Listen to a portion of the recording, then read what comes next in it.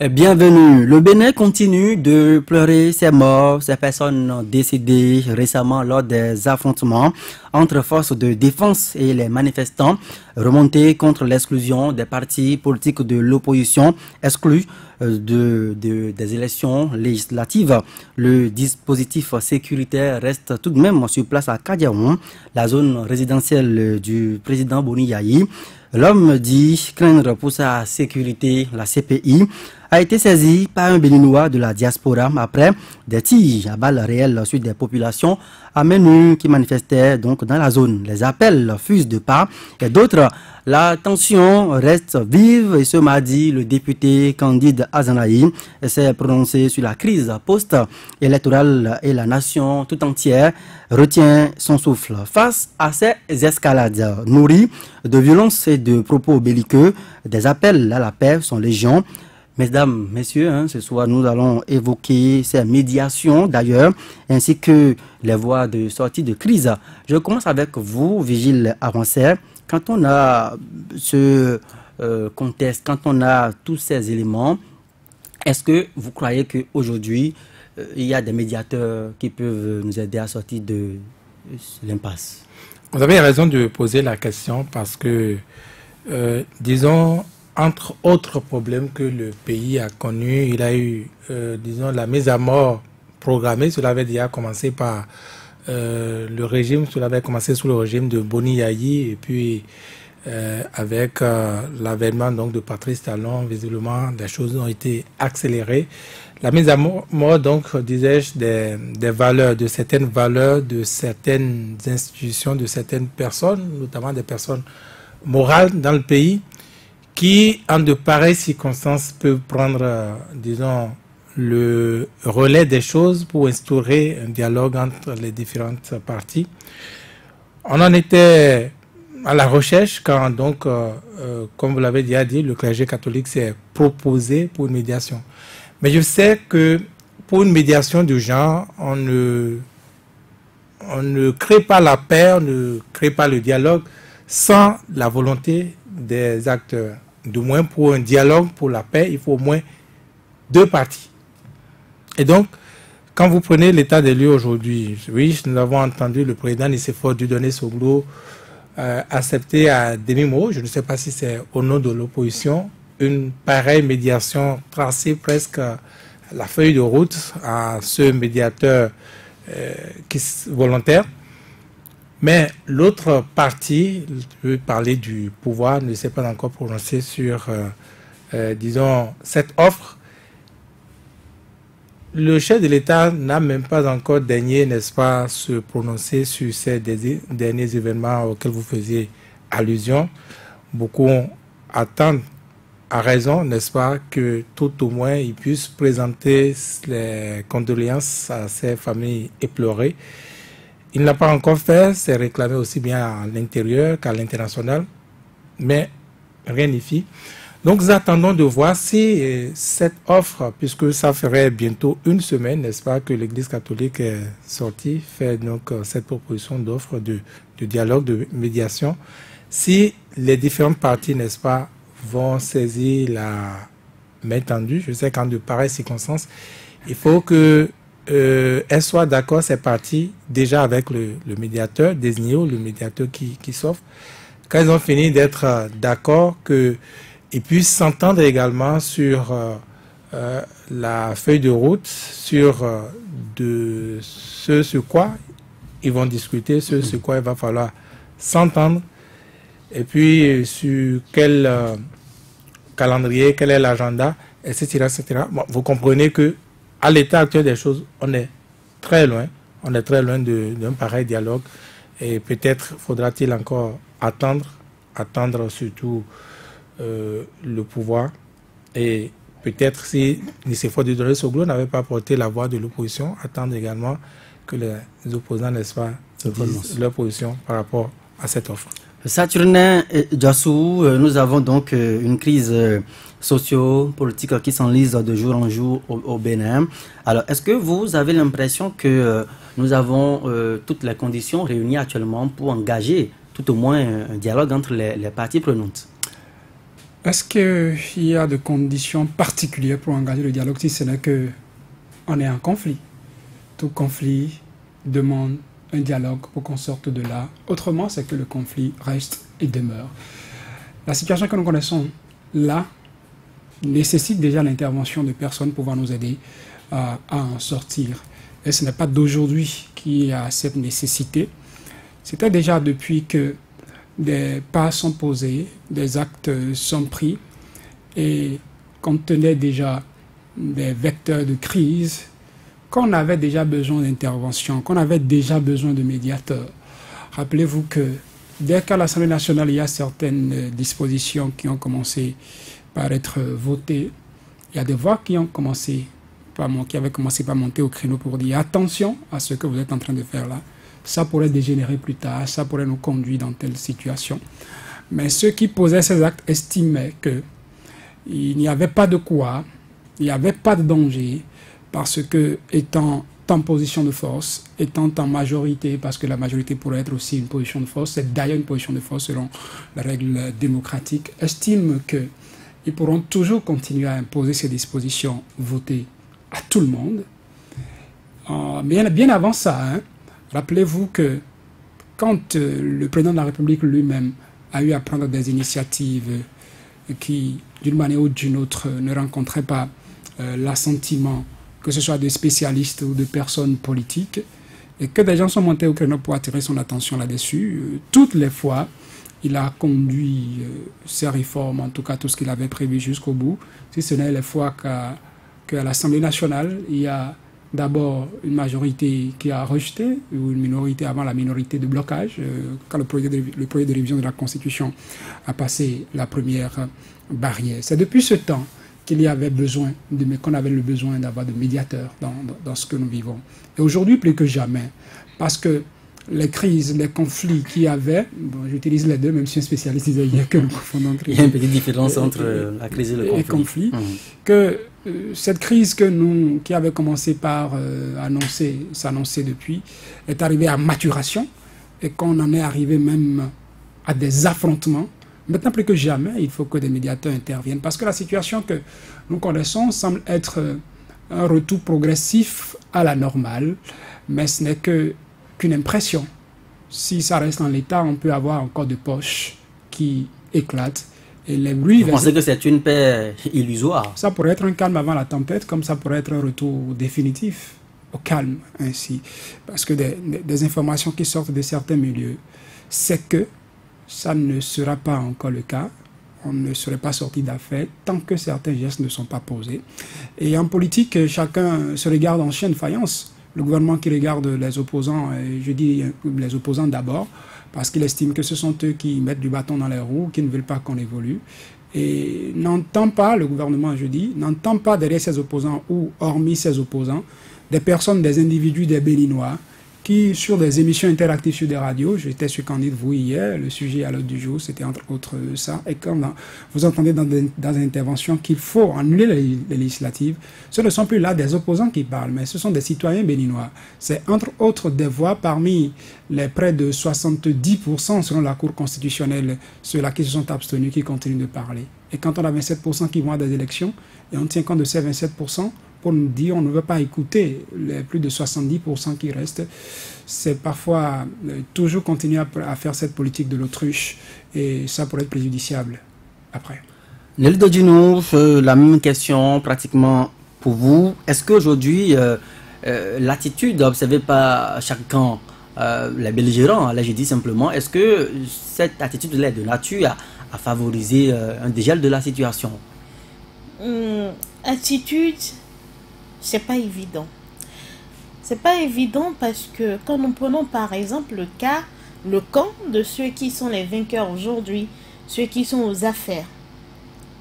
Regardez le discours. On n'a pas pu regretter la fusillade dans les communiqués officiels. On n'a pas pu. Quand vous suivez les faits, la seule fois dans un communiqué officiel, on a regretté la mort de quelqu'un, c'est peut-être la mort de ce guide touristique qui a perdu la vie, qu'on a retrouvé le véhicule brûlé. Dans le parc de Pendjari. Voilà. Donc, ceux qui sont morts à Cotonou devraient mourir. Et quand vous suivez le discours, c'est dit, on n'avait pas autre solution que de tirer. Ils l'ont mérité. Ils l'ont mérité, en griffe. On n'a pas regretté. Cela voudrait dire... Ça c'est vous qui le dites. Hein, cela voudrait dire qu'on va encore tirer dès que l'occasion va se présenter. Parce que quand tu ne regrettes pas ton acte que tu as posé, quoique mauvais, c'est que tu vas le refaire.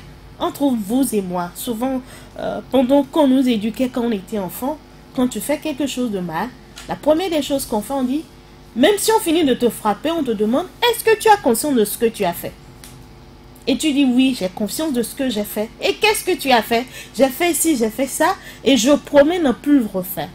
Mais si tu ne reconnais pas, c'est que tu vas le reprendre. Parce que tu te dis, ce que je fais, c'est bon.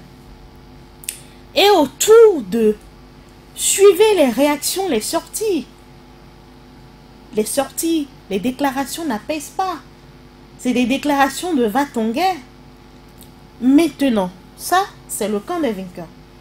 Ceux qui se sentent frustrés, ceux qui se sentent exclus ou ceux qui sont exclus, qui ont aussi leurs militants ou le citoyen lambda qui n'approuvent pas ces élections, vous pensez qu'on va rester, qu'ils vont rester dans leur coin pour dire c'est fini, c'est eux qui gèrent désormais? C'est pas possible. C'est pas possible en ce sens que ce serait une paix biaisée. Mais c'est justement ce à quoi on les appelle depuis quelques jours. Non, moi je suis... D'accepter de consommer, vous avez vu les appels de paix. C'est de l'hypocrisie. Bible à l'appui, on vous a dit Non. qu'on ne défie pas l'autorité, moins pas Dieu. Toute autorité vient de Dieu, dit-on. Non. Et c'est le peuple béninois qui la désire. Nous ne sommes plus dans les royautés là. Il s'agit d'un état de droit. Et pour accéder à un pouvoir, c'est parce qu'il y a une majorité qui a voulu que vous soyez là. C'est aussi bien dans votre gestion d'écouter ceux-là qui vous ont porté au pouvoir. C'est une logique simple. Et je vous dis, cette invitation à la paix, c'est une hypocrisie. C'est une hypocrisie, c'est de fait du saupoudrage. Le mal est à l'interne. Nous avons tous conscience. Quand on a commencé, les gens ont commencé par dire, faites attention, telle loi que vous votez, telle, ça va finir par donner ceci. Chacun est resté là, voir le jeu se faire. On a tout dit, ils ont tout dit, tous ceux qui peuvent quand même. On dit, niet, moi je fonce. Voilà, nous sommes dans la crise. Mais on ne vous demande pas, on ne demande pas ce que le problème soit réglé. Depuis, on attend que le chef de l'État réagisse. Quand les mouvements des Gilets jaunes a commencé, les mouvements ont commencé en France, est-ce qu'il a fallu une semaine pour que Macron réagisse? C'est vrai, il a mis du temps. Mais ils sont dans un système qui n'est pas présidentiel. Mais on avait vu le Premier ministre qui était au front devant la représentation nationale pour expliquer chaque chose. On a interpellé autant de ministres que possible. Oui, ici, nous sommes dans un régime présidentiel et seul peut-être le président de la République peut réagir. Personne ne réagit. Et on ne peut pas vous parler de paix sur de l'hypocrisie. Alors que le mal, on sait. Le problème, la crise post-électorale est née de quoi? De l'exclusion des opposants. C'est tout. Maintenant, pour parler de paix, il faut d'abord discuter de ce problème et voir quoi faire. Et si c'est un faible taux de participation, 28%, il y a 110% qui sont contre d'une manière ou d'une autre. Il faut d'abord apaiser ces personnes et discuter et trouver la formule. Mais quand on laisse le problème, on dit la paix c'est de l'hypocrisie. Et quand vous voyez, vous écoutez le discours de ceux qui nous parlent de paix, c'est d'abord des personnes qui prennent parti. Vous avez l'impression? C'est l'impression. Parce que quand même, on les écoute, ils déplorent les morts qu'on a sous les bras à côté de nous. Oui, déplorer les morts et déjà trouver les responsables en même temps pour dire il faut les réprimer. Non, l'État, il faut respecter l'État. Oublions que c'est quelque chose qui a créé quelque chose. C'est quelque chose qui a créé quelque chose. Ce quelque chose-là, d'abord, il faut d'abord l'identifier. Et c'est déjà identifié, c'est connu de tout le monde. Et on finit par régler le problème. Mais parler de paix, oui, nous voulons la paix. C'est comme de... Moi, je vous dis, c'est une hypocrisie qui ne dit pas son nom. Est-ce qu'on doit attendre une pluie? Est-ce que nous allons attendre une pluie de mort à Cotonou avant de voir les OSC, ces autorités morales à monter au créneau et appeler au calme? Appeler au calme, d'accord. Est-ce qu'on veut régler le problème de fond? Il y a une blessure qui est là, qui pourrit de l'intérieur. Vous nettoyez juste, vous faites le pansement. Vous n'allez pas vérifier ce qui se passe au fond. Ça vous arrive quand vous vous égratignez, vous dites, bon, c'est une simple blessure. Et que 2 semaines après, vous vous retrouvez avec une plaie béante qui pourrit de l'intérieur. Parce que ce qu'on est en train de dire, prenez juste l'exemple de la Côte d'Ivoire. On dit, la Côte d'Ivoire est un pays stable. On a parlé de réconciliation, vérité, tout et tout. On a fait la justice des vainqueurs, on a fait tout ce que vous voulez. Bon, il y a un calme qui est là. Mais je vous dis, le magma est à l'intérieur. Le volcan bouille à l'intérieur. Il a fallu juste la libération de Laurent Gbagbo que vous... On comprend aisément qu'il y a des tensions qui sont là. Des comptes à régler. Vous pensez que si Gbagbo descend aujourd'hui en Côte d'Ivoire, les choses seront là? Non. Ce qui voudra dire, le problème est là. La plaie n'est pas cicatrisée. Donc, pour vous, il y a de l'hypocrisie dans ce débat de paix. Nous voulons la paix, mais une paix durable. Parce qu'on peut dire, oui, calmez-vous, c'est consommer. Celui à qui vous dites, c'est consommer, consomme. Peut-être actuellement, dans sa position, les rapports de force font que il va se taire. Mais vous ne pouvez pas jurer de ce qu'il pense à l'intérieur, de comment il va s'organiser pour revenir devant de la scène. D'accord. Attention. Alors, Vigile Avancé, est-ce que vous avez le même sentiment qu'il y a un débat d'hypocrisie, d'hypocrites qui se mène actuellement au Bénin, au lieu de poser le vrai diagnostic pour régler le problème avec la bonne thérapie, qu'on se complaise dans des appels de paix, alors qu'on sait finalement qu'il y a un autre problème à régler? Absolument, je suis d'accord avec Nelly. Vous savez, j'ai coutume de dire, c'est pas parce que vous et moi sommes en train de discuter ce portable que voilà, que moi j'arrive à vous prendre ça, peut-être parce que plus fort que vous, que une troisième personne va quitter les coulisses et demander la paix, je veux du calme, et que le problème est réglé. Là, je suis fort, je vous ai pris le portable, ça ne veut pas dire que je suis plus... Ça ne veut pas dire que du moins j'ai la raison de mon côté. J'ai été plus fort que vous, mais ça ne veut pas dire que j'ai la justice de mon côté. Et vous savez, la paix, c'est un processus. La paix, c'est un processus à ne pas confondre avec le calme. On peut, oui, réclamer le calme. Et on aura le calme. Mais le calme ne résout pas le problème. Le calme n'est pas égal à la paix. On a vu notamment après l'intervention de l'armée, on a imposé le calme en quelques minutes à Kadiarouan. Hein. On a imposé le calme. À quel prix? On peut même dire que c'est un calme précaire. Un calme peut-être parce que les gens ne s'attendaient pas, n'est-ce pas, à une pareille solution, ne s'étaient pas préparés à cela. C'est un calme par la terreur.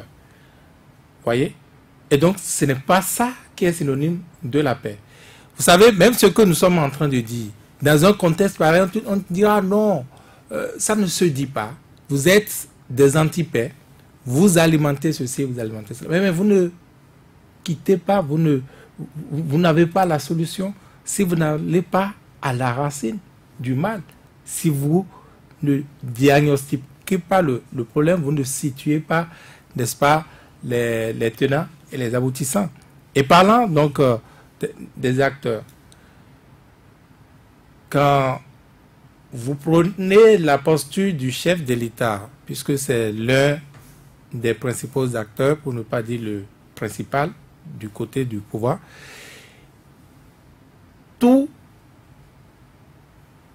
montrait que, eh bien, le chef de l'État n'allait pas, n'est-ce pas, être ouvert au dialogue comme on le voit.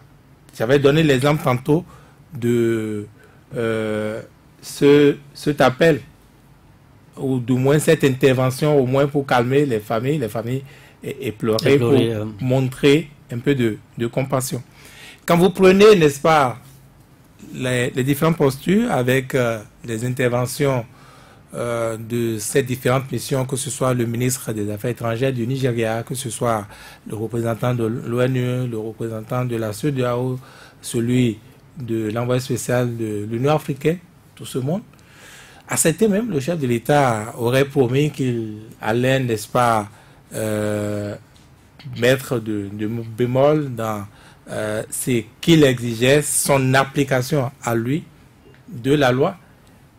Mais ça n'a pas changé. Ça n'a pas changé. Pour réclamer la paix, pour réclamer un changement du genre, il faut, n'est-ce pas, une certaine attitude et il faut surtout l'humilité. Non pas parce que vous avez forcément tort, non pas parce que vous avez tort, mais si c'est la paix que vous réclamez, quand vous parlez de dialogue, il a des concessions à faire. Et la concession, c'est déjà dans la posture. Vous pensez que l'humilité manque cruellement actuellement aux deux camps? Ah non, ça se voit. On a suivi un député de la 8e notamment avec certains propos dernièrement. Ah non, mais c'est pire ce que vous évoquez. Des propos vindicatifs. Hein, c'est pire ce que vous évoquez. Je ne prends que ce propos-là qui dit que lui, il a déjà mis à l'abri ses enfants, il a mis à l'abri sa famille. Ça veut dire quoi? Il a déblayé le terrain pour que, eh bien, ça devienne un théâtre d'affrontement. Lui, il a déjà sauvé les siens, il a sauvé ce qui lui est cher. Donc, de ces personnes-là vont difficilement se prêter à la paix, par exemple. Donc, cela ne m'étonne pas, moi. Autre attitude qui ne contribue pas à la paix. Les arrestations que vous entendez passer par là, les arrestations sans convocation. Si on veut, n'est-ce pas, changer les choses, on devrait mettre de bémol dans les arrestations. Même si, oui, il y a des casses, il y a des dommages, il y a des personnes qui doivent répondre de cela. Autre chose, c'est ces provocations, allais-je dire, en tout cas, vous n'êtes pas sans savoir que cette nuit, par exemple, on a été secoué par cette nouvelle-là comment on appelle? De la ceinture policière. De la ceinture policière, si vous voulez, qui des camions de policiers qui faisaient la ronde autour de Bouniaï. Ce ne sont pas des actes qui contribuent à la paix. Cela relève, comme je disais tantôt, de la provocation. Donc, quand on est dans un contexte comme celui-là, c'est des choses à éviter. Et puis, vous parlez tantôt des appels à la paix. Si les appels ne sont pas sincères, on a vu les sages de la République parler, on a vu les pasteurs anti-violence parler, nous avons vu des têtes couronnées également parler, les évêques du Bénin ont parlé, l'église protestante méthodiste du Bénin également a parlé, et ça continue. Oui, si encore une fois la sincérité n'est pas dans ces appels, ça ne marchera pas. Ça ne marchera pas. Quand vous voyez les choses, moi, quand je suis bien les chaînes de télévision, il y a une seule chaîne qui aligne, n'est-ce pas, ces genres d'appels, par exemple. Et vous voyez que, visiblement, ce n'est que les mêmes opinions. Ça a tout l'air, n'est-ce pas, d'appels orientés d'une manipulation. Et donc, dans ce contexte-là, eh bien, ce sont des appels qui resteront sourds, pour ne pas dire des appels qui vont plutôt provoquer ce à quoi, en principe, c'est destiné à mettre fin. Et ce n'est pas une bonne chose. Il faudrait qu'on repense. Je pense qu'on n'est pas encore à la sincérité de la paix.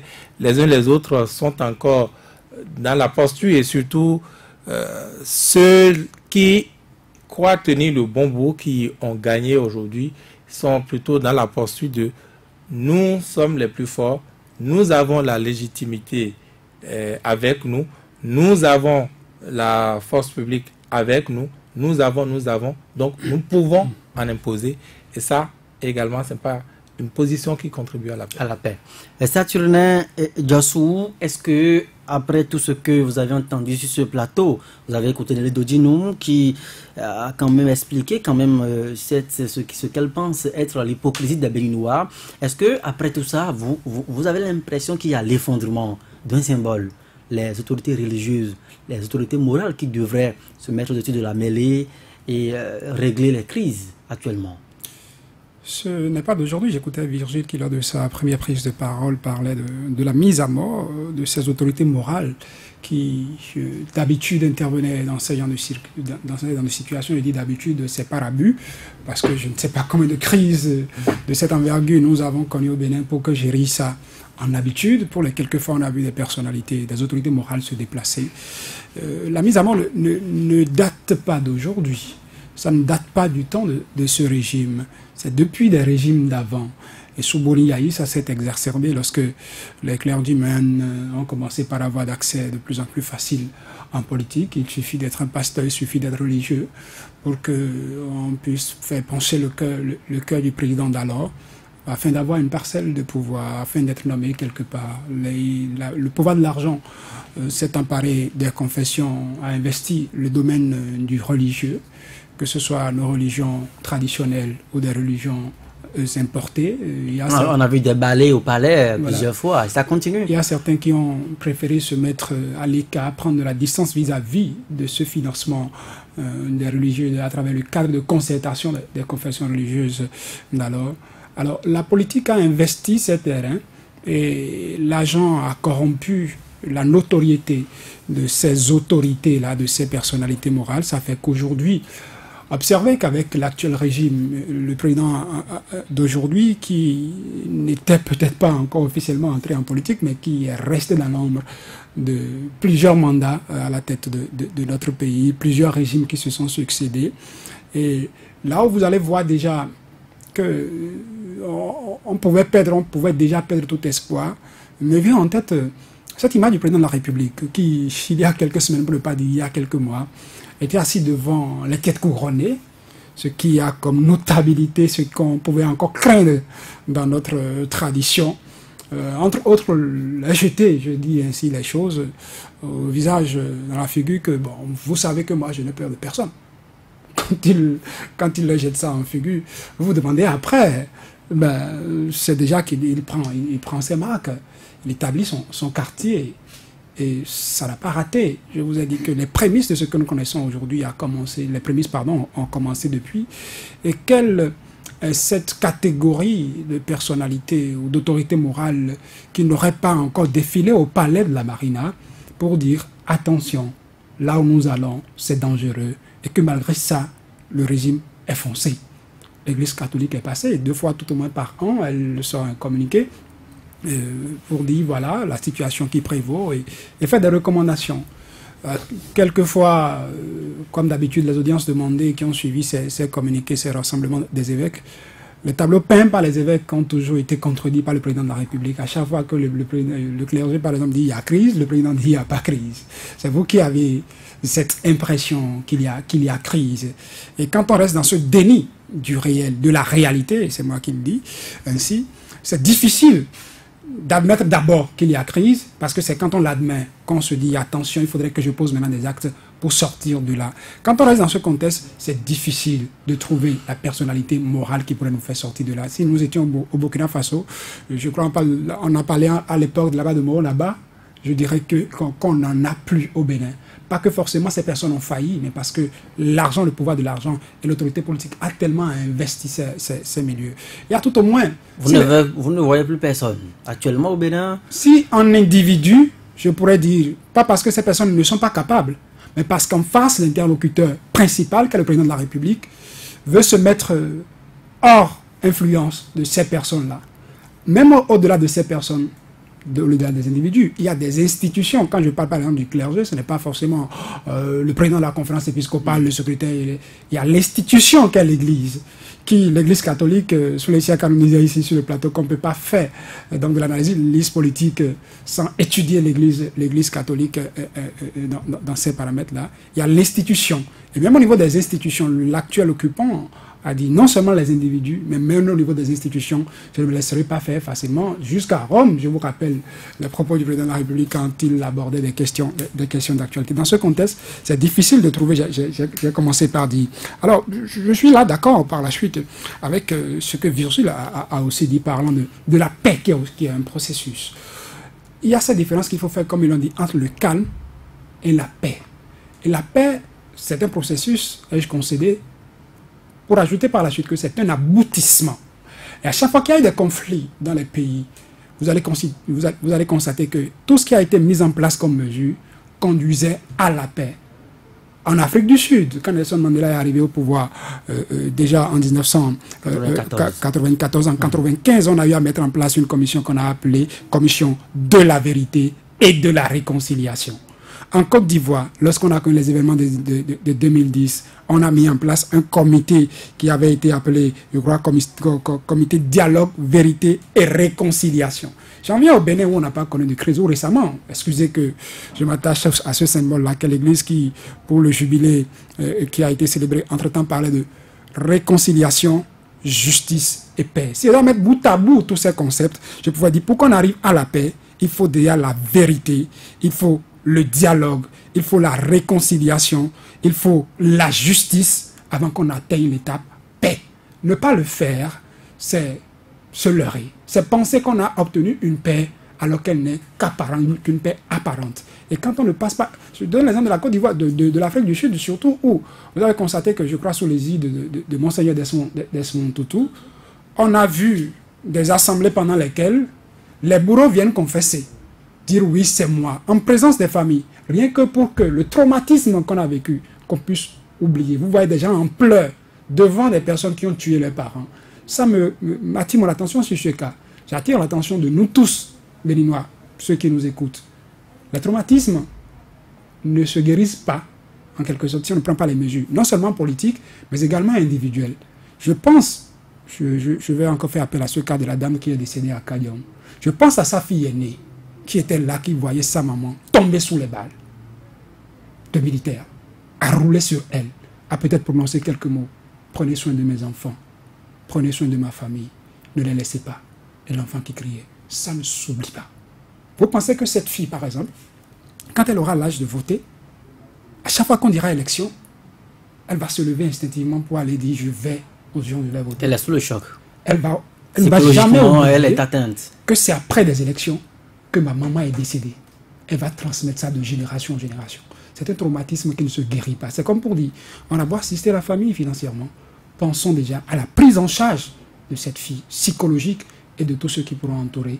C'est des stigmates que nous laissons. On néglige ça aujourd'hui, les politiciens négligent ça, mais ne connaissent pas encore la portée parce que chacun est dans sa position pour dire. Il y en a qui disent qu'il n'y a pas de crise. Il n'y a rien, il y a ceci, à la paix, alors que c'est un calme qu'on reprend et que tôt ou tard, d'une manière ou d'une autre. Si on ne pas fait même sur la situation actuelle, quelqu'un disait la dernière fois, j'essayais de calmer, ça pourrait même dégénérer en une guerre civile.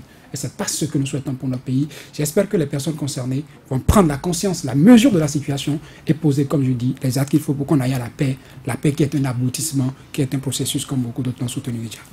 Et le Dodinou, alors, est-ce que on doit sortir du pays pour aller rechercher un médiateur pour venir régler notre crise à nous? S'il faut aller chercher, je ne sais pas s'il faut vraiment, ou puisqu'on a fait le point, difficilement on en trouve, pas parce que ça manque. Il y a ceux qui ont perdu de leur crédibilité déjà, parce que le pouvoir de l'argent a pris par là. Mais il faut reconnaître que celui qui nous gouverne a toujours été avec eux, a toujours pour la plupart du temps traité avec eux d'une manière ou d'une autre.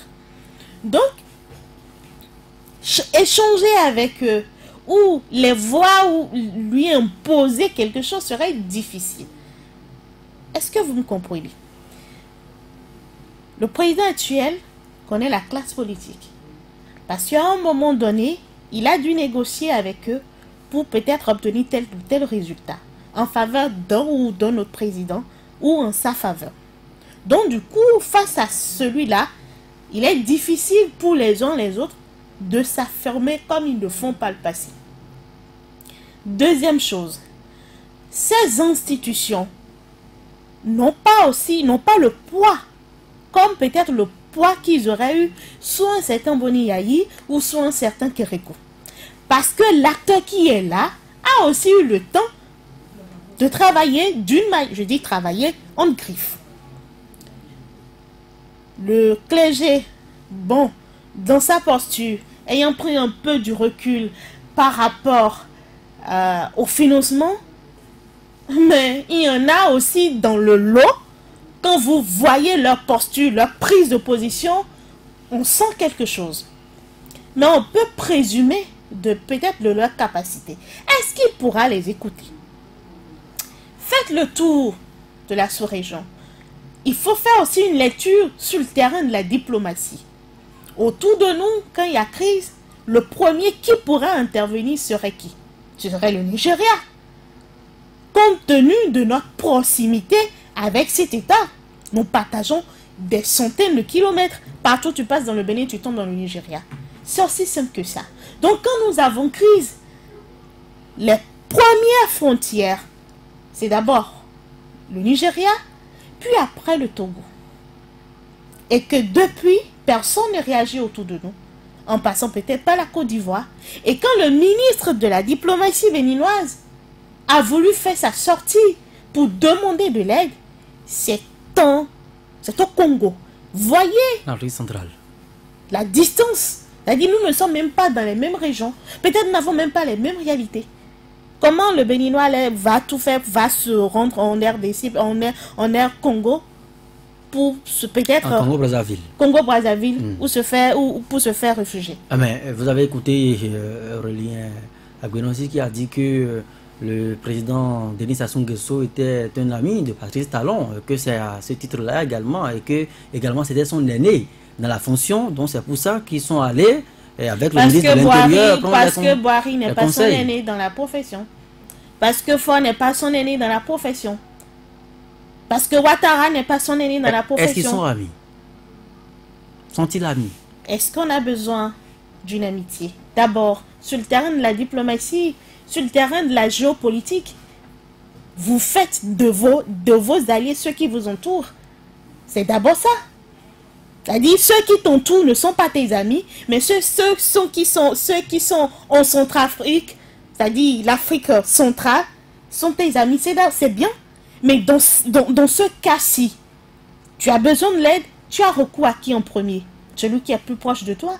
Parce que les conflits, ils seront obligés d'une manière ou d'une autre de gérer avec toi. Parce que quand ça explose ici, le Nigeria a des problèmes. Quand ça a explosé au Togo, les réfugiés sont venus au Bénin. Il va falloir gérer tout ça. Il faut aussi faire la lecture sur le plan de la diplomatie, je l'ai dit. Donc, nous avons une situation où on a l'impression autour de soi, on n'a pas encore quelqu'un pour intervenir. Ça peut venir de l'extérieur. Pendant longtemps, Blaise Compaoré a toujours été celui qui règle les problèmes de la sous-région. Actuellement, c'est le Ghanéen Nana Akufo-Addo qui essaie de faire... On a laissé le Ghana. On a laissé le Ghana pour aller vers quelqu'un qui maîtrise peut-être nos réalités, mais ne les partage pas forcément avec nous, parce que nous n'avons pas les mêmes réalités. Maintenant, si le salut peut venir de là-bas, il faut d'abord chercher... si on était allé au Ghana pour chercher la solution, je croirais.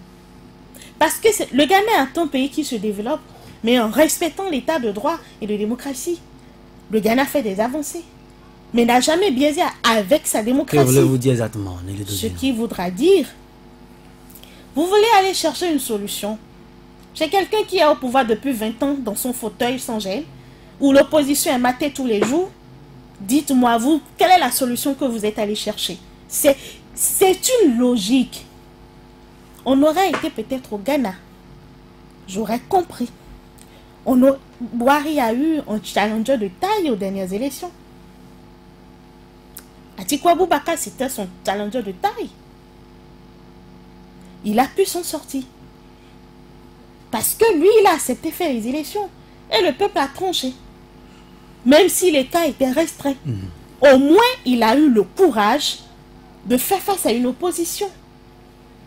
il est au pouvoir, oui ou non? Donc, moi, je pense, on peut aller chercher des gens au Bénin. Mais il faut d'abord que nous-mêmes, nous réglons nos problèmes en interne. À l'interne. Parce que celui qui viendra va gérer le problème, peut-être de surface. Mais la plaie béante qui est à Il l'intérieur, faut forcément la soigner. cette accumulation de frustration, je sais pas, hein, les traumatismes que les uns les autres subissent. Parce que ce n'est pas quand vous pointez les armes sur votre peuple que vous avez créé de traumatisme. Des gens qui sont en fonction depuis 25 ans, qui se sont vus radier juste parce qu'on leur a permis de vous radier et de ne vous donner que 3 mois ou 9 mois. Ce n'est pas un traumatisme, ça? D'accord. Alors, Vigile Arancet, on est allé au Congo, hein, voilà, au Congo et Brazzaville pour chercher la solution. Nelly Dodune pense que c'est le mauvais choix. Non, il faut faire attention. On n'est jamais allé au Congo chercher la solution. On n'est jamais allé en Guinée équatoriale chercher la solution. Le ministre, à sa sortie, vous l'avez écouté, il n'a pas crise à Cotonou, il n'a pas crise au Bénin. Il vous a dit, c'est juste les opposants qui n'ont pas voulu respecter la loi pour aller aux élections. Donc c'est juste quelques agitations qui vont être très vite maîtrisées. Il n'a pas dit ça, mais je complète son intention. Voilà. Donc, il n'est pas allé chercher une médiation, ni au Congo, ni en Guinée équatoriale. Et pour de pareilles circonstances, j'ai noté, vous rappelez donc cette petite phrase du ministre des Affaires étrangères encore, à savoir que le président Denis Sassou Nguesso, c'est l'ami de Patrice Talon. Moi, ce n'est pas une phrase anodine, parce que vous n'êtes pas sans connaître également l'amitié entre ce dernier et Boni Yayi. Et donc, beaucoup réclament, beaucoup disent que bon, ce sont de très bons amis. Donc, il est allé là-bas. Moi, je pense même que, vous savez, en ces genres d'audience à la sortie, on ne dit pas tout. On vous dit ce qui est officiellement correct. Mais j'ai l'impression que on fait beaucoup de discours autour, mais on ne dissèque pas autour de l'essentiel, à savoir ce qui a réellement amené, n'est-ce pas, le ministre, l'émissaire donc de Patrice Talon au Congo. Ben, Vigile Arancet, que peut aller chercher un ministre béninois dans un pays qui n'est pas forcément le bon élève en matière de démocratie? Justement, je ne vais pas répondre à cette question-là. Qu'est-ce qu'il est allé chercher? C'est officieux, comme je vous dis. Donc, je ne veux pas aller creuser cela. Maintenant, que ces acteurs-là, que ces personnes extérieures sortent pour être des médiateurs, j'ai rappelé tantôt que pour une médiation, il faut d'abord, au préalable, que les deux parties soient d'accord sur le médiateur, qu'ils soient d'accord que celui-là conduise le dialogue pour aboutir, n'est-ce pas, à l'accord. S'il n'y a pas cet accord préalable, ce n'est pas possible. Et je ne pense pas que, même si Denis Sassou Nguesso, comme son homologue de la Guinée équatoriale, sont des amis de Boni Yayi et de Patrice Talon, par ailleurs, si on s'en tient, n'est-ce pas, au propos donc du ministre des Affaires étrangères, ça ne suffit pas. Parce qu'ils ne sont pas que les seuls acteurs. Et je ne suis pas sûr que les autres acteurs, n'est-ce pas, soient d'accord pour ces médiateurs-là, a priori. Parce que ce ne sont pas non plus des exemples en matière de démocratie. C'est comme si vous, dans le ménage, vous avez des problèmes dans votre couple et vous n'avez trouvé de médiateur que un infidèle devant l'Éternel pour régler des problèmes. Quelqu'un qui bat tout le temps sa femme. Bon, voilà. Ben, ce n'est pas la solution. C'est pas un médiateur indiqué en de pareilles circonstances. Peut-être qu'il va même vouloir résoudre l'affaire en sa faveur. Vous voyez? Donc, c'est ainsi que se présente, de mon point de vue, ces présidents. Donc, même si demain il devait être question d'aller chercher des médiateurs, je ne suis pas sûr qu'ils soient acceptés. Maintenant, pourquoi on est allé plutôt aussi loin en Afrique centrale pour chercher des médiations? Selon les confidences, c'est que les médiations vont être plutôt difficiles dans la sous-région. Parce que au moins on voit les relations, pour ce qu'on voit, les relations avec l'extérieur, avec les voisins, ce n'est pas... on va difficilement citer, n'est-ce pas, les amis, tout au moins dans la sous-région, on va difficilement citer à ce jour bon, on connaissait l'Ivoirien, à part l'Ivoirien, peut-être Macky Sall dans une certaine mesure. Et les autres, donc, ce n'est pas dans ce milieu-là que vous allez trouver, n'est-ce pas, de médiateurs ou d'amis. Et puis, quand ces chefs d'État étrangers parlent aux chefs de l'État, est-ce qu'ils les écoutent? J'ai l'impression que non. Alors, sinon, qu'est-ce qu'ils lui disent?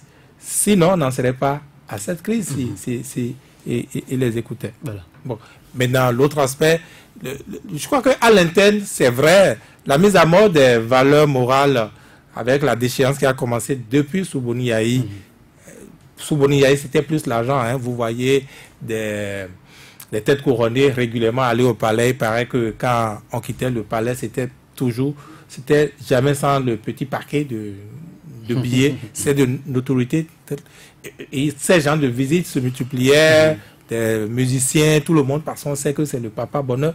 Rappelez-vous, il a même ce député qu'il appelait carrément, ou cette députée qu'il appelait carrément Papa Bonheur. Mais ça a continué, peut-être pas sous la même forme, mais c'est pour le même résultat, la mise à mort. Donc, l'Église catholique a déjà, depuis Boni Yahi, été ce îlot de résistance à, disons, cette procédure, cette mise à mort-là. Et donc, pour moi... Vous voyez le salut venir hein, du côté du clergé. Si le clergé est accepté de part et d'autre, oui, le salut pourrait venir de là. Mais encore faut-il faire attention. Parce que le clergé, c'est quand même l'ensemble, n'est-ce pas, des évêques et tout le reste. Mais il y a au moins un évêque qui se liste, disons les choses clairement, qui se liste négativement de mon point de vue. C'est celui de Parakou. Celui de Parakou, je parlais donc des appels manipulés. Pour moi, l'évêque de Parakou, Nkoué me semble, figure parmi ces personnes-là parce que vous l'avez vu, je ne sais pas si vous avez compté, moi j'ai particulièrement fait attention. Je l'ai vu, il a fait 2 interventions dans cette crise-là. J'ai suivi quelques interviews. Voilà.